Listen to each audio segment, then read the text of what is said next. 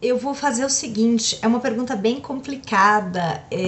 Inicialmente eu fiquei pensando até nas questões assim, por exemplo, como no passado, quando eu era bem jovem, no início da faculdade, eu fui estudar, por exemplo, a literatura angolana, fui estudar a literatura, né, dos países que foram colonizados por Portugal na África. E aí é uma realidade muito terrível, ao mesmo tempo uma literatura e muita luta, muito bonita, e uma literatura também cheia de coisas para a gente se encantar e se indignar e se tudo, enfim. E naquele momento eu lembro que assim, por muito tempo, né, eu tinha uma resistência muito grande a qualquer coisa que falasse de Portugal. Então, se já vinha com um pouco desse olhar, por toda. Pelo que a gente vai estudando na escola mesmo e tal, eu lembro que ao longo desse tempo eu tinha uma resistência muito grande. Por outro lado, quando eu fui para Portugal, há uns anos atrás, pela primeira vez e única até agora, eu lembro que eu senti eu passei 2 dias muito rapidamente na França e aí fui para Portugal e tive a sensação de estar em casa, uma casa diferente, mas uma casa. É, então pensei em responder isso, pensei em responder que, por exemplo, na minha família, do lado paterno, a gente não consegue recuperar exatamente a questão da ascendência, então, né, eu tenho pele morena, a gente sabe que tem uma questão de portugueses meio mouros, mas a gente também tem essa ideia de que tem indígenas, mas não temos os registros, não conseguimos saber, foi tudo.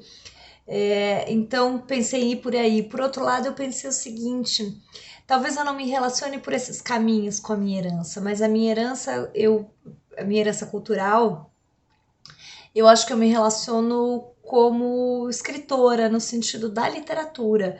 E aí eu me alimento muito da literatura brasileira, dos seus vários momentos, e das autoras. Então, assim, e sinto cada vez mais uma necessidade de descobrir principalmente o que as mulheres já escreveram aqui no Brasil. Escrevem, mas o que elas escreveram, quanta coisa que a gente não conhece, né? Então eu fiz algumas pesquisas por conta de uma outra coisa e fui parar no nome de muitas autoras que na década de 50 do século passado estavam escrevendo e com muitos nomes que eu nem nunca tinha ouvido falar. Então, assim, talvez a minha maior forma de me relacionar com a minha herança cultural é, vai um pouco pelas buscas na literatura. Eu acho que é por aí.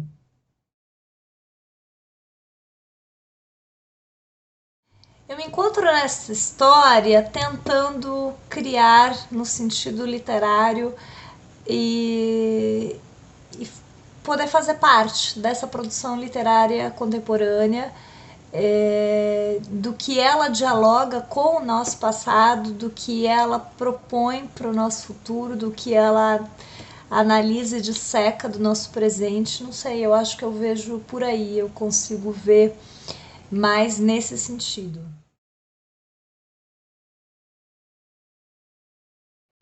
O meu livre-arbítrio mora nas escolhas que a gente vai tentando fazer a cada dia, sabendo sim que elas são limitadas, potencializadas e ao mesmo tempo limitadas por outras circunstâncias. A gente tem a circunstância pessoal, mas temos sim, inevitavelmente, as circunstâncias sociais, políticas, econômicas, tudo isso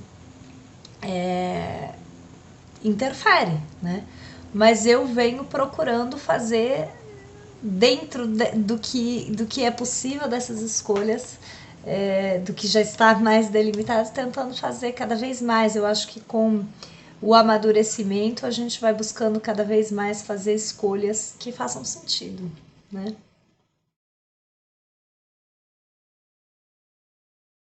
Uma pergunta difícil, né?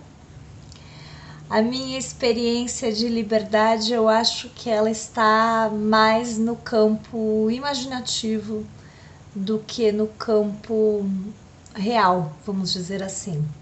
Em que sentido? É claro que a gente escolhe as coisas que a gente faz, falamos na pergunta anterior de livre arbítrio,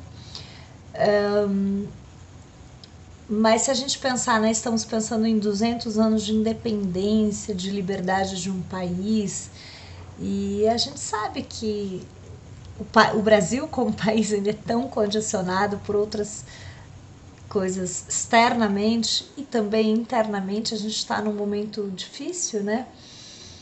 Que por isso que eu acho que ainda um caminho mais de exercício da liberdade ainda é na imaginação, é na arte, é na criação. Sem esquecer, é claro, da realidade. Mas um exercício pleno, ao menos por enquanto, mais possível nesse movimento da arte.